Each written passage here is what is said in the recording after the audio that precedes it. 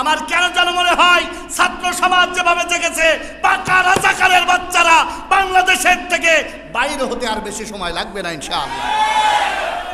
আমরা যারা অভিভাবক আছি আমাদেরও সজাগ হওয়া দরকার। সকাল থেকে ফোন আসছিল, মনে করলাম কিছুই বলবো না, আসলে এখানে আসলে আর কিছু না বলেও থাকা যায় না, যা হয় হবে, কি হবে।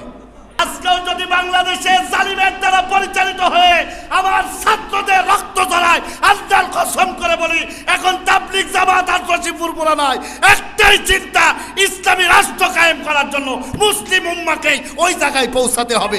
তখনই আল্লাহ ডাকবে। এত সহজ না। আছে কিনা বুঝবেন তখন, টুপি দাঁড়িয়ে জুব্বা দিয়ে যখন ন্যায়ের পক্ষে স্লোগান দিতে পারবেন, মনে করবেন আপনার কলিজায় ঈমান আছে। আর যদি টুপি দাঁড়িয়ে জুব্বা, নামাজ রোজা সব আছে, ন্যায়ের পক্ষে স্লোগান দিতে পারেন নাই, আল্লাহর কসম করে বলি আপনার একটা আমলও আল্লাহর দরগায় কবুল হয় নাই।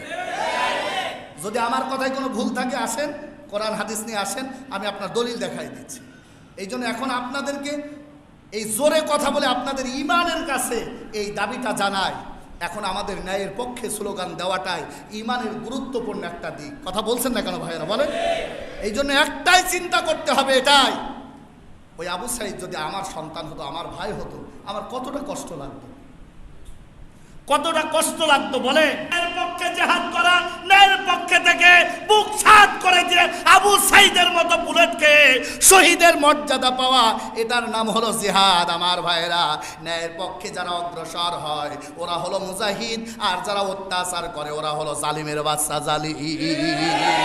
যদিও তার দাড়ি থাক, জুব্বা থাকার যাই থাক, আমার ভাই আবু সাঈদকে যারা বুলেট দিয়ে আঘাত করে হত্যা করেছে, আল্লাহর কসম করে বলি আমরা দেখেছি ওর দাড়ি আছে এক হাত, কিন্তু ওই দাড়ি আল্লাহর কাছে কবুল হওয়ার সম্ভাবনা নাই।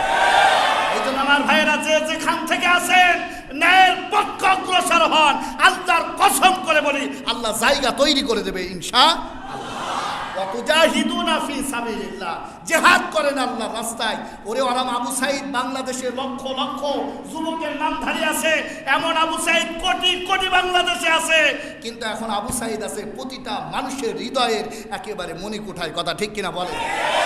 উদ্দেশ্য হলে নাই, ন্যায়ের পক্ষে রক্ত দিয়েছেন, কি সাহস!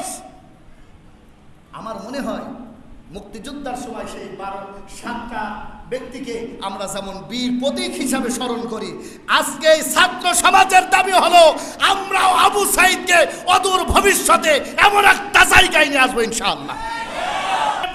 ওই পক্ষে যারা দালালি করেছে তার চাইতে বড় অপরাধী হলো এরা। আজকেও যারা হকের পক্ষে কথা বলতে পারে না, টুপিদারি জুব্বার ট্যাগ লাগিয়ে যারা ওদের পক্ষে কথা বলে, ওরাও ঈসা নবীর শত্রু, ইসলামের শত্রু, আর কোরআনের দুশমন। কথা ঠিক কিনা? আল্লাহ তাআলা আমাদেরকে কবুল করুক, দ্বীনের পথে চলার বার মতো তৌফিক দান করুক। কি আছে দুনিয়া, যা হবে তাই হবে, নাকি বলেন? ঈমান নিয়ে বেঁচে থাকতে হবে, এটাই হচ্ছে ঈমানদারদের শক্তি। আল্লাহ তাআলা ওটা নেওয়ার ফাঁদে আছে, আসলে দেশের কল্যাণার্থে এরা কাজ করেনি, সবগুলো হলো ভুয়া রাজাকারের দল। তা না হলে দেশের অশান্তি নিয়ে নিজের সুবিধা, নিজের নাতিপুতির সুবিধা যারা বলে, ওরা দেশদ্রোহী ছাড়া একটাও দেশের ভালোবাসা তাদের কলিজার ভিতরে নাই।